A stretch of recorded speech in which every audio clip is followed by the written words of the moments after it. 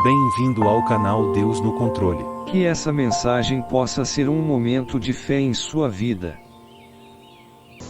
A vaidade é um risco que todo mundo corre. Ninguém está imune. Todo mundo corre o risco de, em algum momento, ficar vaidoso por aquilo que faz, ficar vaidoso por aquilo que sabe. Faz parte da condição humana. De vez em quando a gente se pega se achando, né? Tem gente que não acha, né? Tem gente que já tem certeza, né?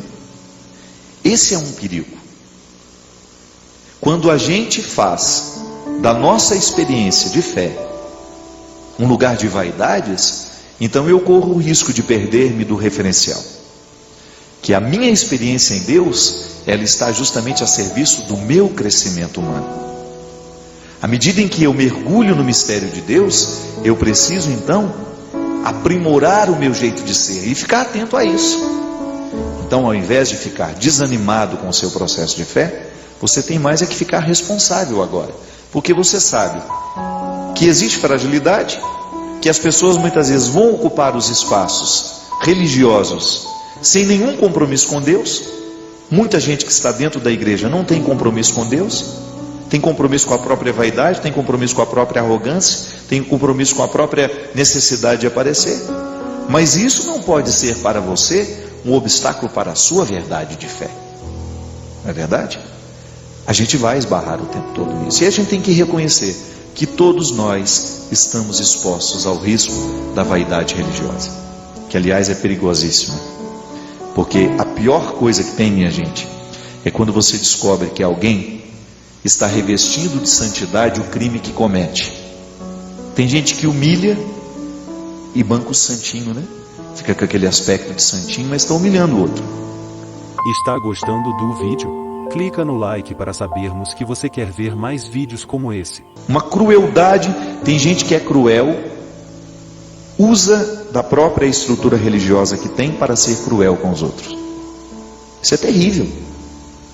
Quando você descobre que às vezes a pessoa utiliza-se de uma pseudo-santidade para colocar-se num patamar onde ele se sente no direito de julgar a todos e de achar que só ele sabe, que só ele conhece, e acaba fazendo o absolutamente contrário do que propõe a fé, que é justamente a fraternidade, né? Não é Jesus que nos ensinou isso? Que até mesmo para a gente corrigir o outro, a gente precisa ser misericordioso, a gente precisa ser verdadeiro. Essa lição as nossas comunidades precisam viver e experimentar o tempo todo. Porque senão nós vamos usar da nossa santidade, do nosso processo de fé, que a gente às vezes se orgulha tanto de viver e de ter, para poder menosprezar os que estão do nosso lado. É lamentável, mas muitas vezes o outro, do seu pedestal de santidade, de sua atmosfera religiosa, ele se sente no direito de cometer atos cruéis. E aliás, isso é o pior testemunho que nós podemos dar, porque o tempo todo o mundo está olhando para nós, e o tempo todo as pessoas estarão prestando atenção. Ele se diz cristão, então vamos olhar como é que ele se comporta, vamos ver como é que ele age, como é que ele administra os conflitos, como é que ele administra as situações. Isso para mim é meu termômetro de conversão o tempo todo, a maneira como eu estou tratando as pessoas. Para mim isso é um termômetro de conversão. Eu nunca permiti que essa vaidade de me sentir melhor que o outro venha morar dentro de mim. E esse é um grande risco que a autoridade pode atribuir. E é por isso que a gente precisa voltar às raízes da autoridade que estão lá no Evangelho. Quem mais tem autoridade, mais deve servir. Jesus dizia que a autoridade é a mesma coisa que serviço. Quanto mais autoridade você tem, maior tem que ser a sua capacidade de servir.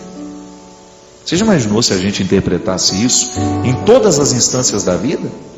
Então a nossa presidente da República é aquela que mais deve servir ao país, porque ela foi eleita para administrar o nosso país. Os nossos deputados são eleitos para administrarem os interesses dos nossos estados.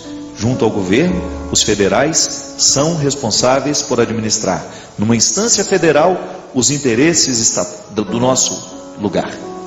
O prefeito tem autoridade para administrar a nossa cidade, então ele deve servir mais e melhor, porque ele está numa posição de destaque, ele recebeu de nós essa autoridade.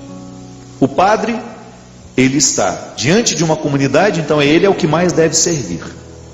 O bispo, na autoridade que lhe foi dada, ele administra a diocese, servindo essa diocese, criando o bem comum, fazendo com que cada vez os padres possam estar juntos, possam viver bem a sua missão. Ele é o grande incentivador, o legítimo representante do Papa ali naquela igreja particular.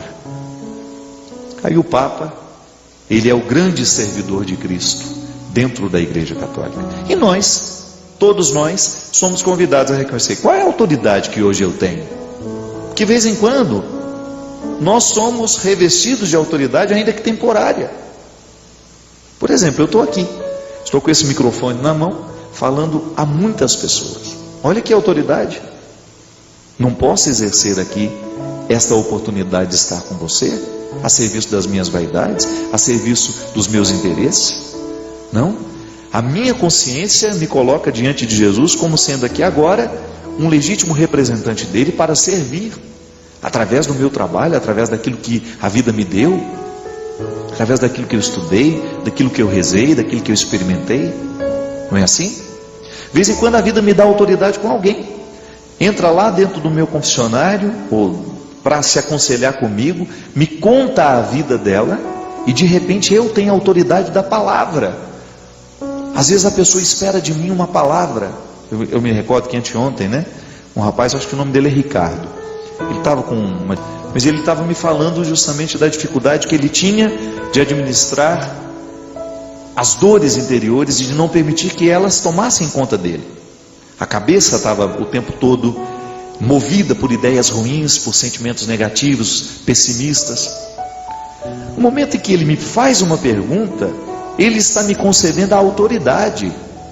Veja bem, o encontro ficou, alguém, ao me fazer uma pergunta, ao confiar em mim, me propõe uma autoridade. É a autoridade dos afetos, né? Recorda-se que uma vez eu estava dizendo aqui, que eu precisei chamar a atenção da minha mãe de maneira muito dura, quando ela quebrou a perna?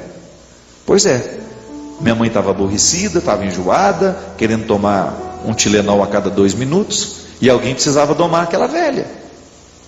Tadinha, perninha quebrada, né, naquela indisposição toda, mas alguém precisava ser duro com ela. Dona Ana, a senhora não está morrendo, isso vai passar. E ela estava enjoada mesmo, ela estava querendo fazer o que ela queria, estava nem aí, tomava remédio sem o médico mandar, ela mesma se receitava. Eu sentei na cama com ela, falei assim: ninguém vai aguentar a senhora? Com carinho, com amor. Mas por que eu falei isso para minha mãe, sem que isso ferisse o coração dela? Porque eu sei a autoridade que eu tenho na vida dela. Mas como é que eu exerço a minha autoridade na vida da minha mãe? Com autoritarismos? Com arrogâncias? Não. Eu preciso exercer como serviço. E não é troca não, viu? Não é falar, vou fazer por ela porque ela fez por mim. Não. Eu faria pela minha mãe mesmo que eu soubesse que ela não tivesse feito por mim. É porque eu identifico que quando eu tenho uma autoridade na vida do outro, eu tenho que exercer bem esse papel, com responsabilidade. A palavra tem um efeito, e eu sei que ela reconhece na minha palavra uma autoridade, e isso não é brincadeira. É por isso que, como homem público, a gente precisa tomar muito cuidado com o que a gente fala, com o que a gente aconselha, porque nós a gente representa na vida das pessoas muito mais do que às vezes a gente imagina, e por isso o cuidado. Você tem, na sua vida você tem diversas situações em que você fica revestido de autoridade.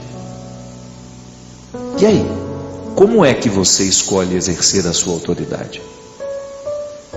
Minha gente, o tempo todo a vida nos proporciona a experiência do encontro. E o encontro pode ser saudável ou não. Tudo vai depender da maneira como nós escolhemos nos encontrar. Hoje você encontrou muita gente, amanhã você vai encontrar outras. Tudo vai depender da maneira como você vai interpretar o outro no momento do seu encontro. Volto ao início do programa mais uma vez. Se você o interpreta como uma pessoa e tem respeito por ela, você está exercendo uma autoridade do jeito correto. E o outro também é a mesma coisa. Agora, quando nós tratamos dessa autoridade espiritual, religiosa, que muitas vezes os nossos cargos dentro das comunidades nos fornecem e nos oferecem, precisamos entender. Precisamos entender que a nossa postura tem que ser sempre amorosa, tem que ser sempre baseada no ser de Jesus. Porque o nosso serviço não serve para nada se a gente não reconhece no serviço que a gente faz um lugar onde Deus nos trabalha, onde Deus nos modifica. Derrame sobre nós a bênção do Deus Todo-Poderoso, Ele que é Pai, Filho e Espírito Santo. Amém. Curtiu o vídeo? Inscreva-se no canal para mais conteúdos como esse.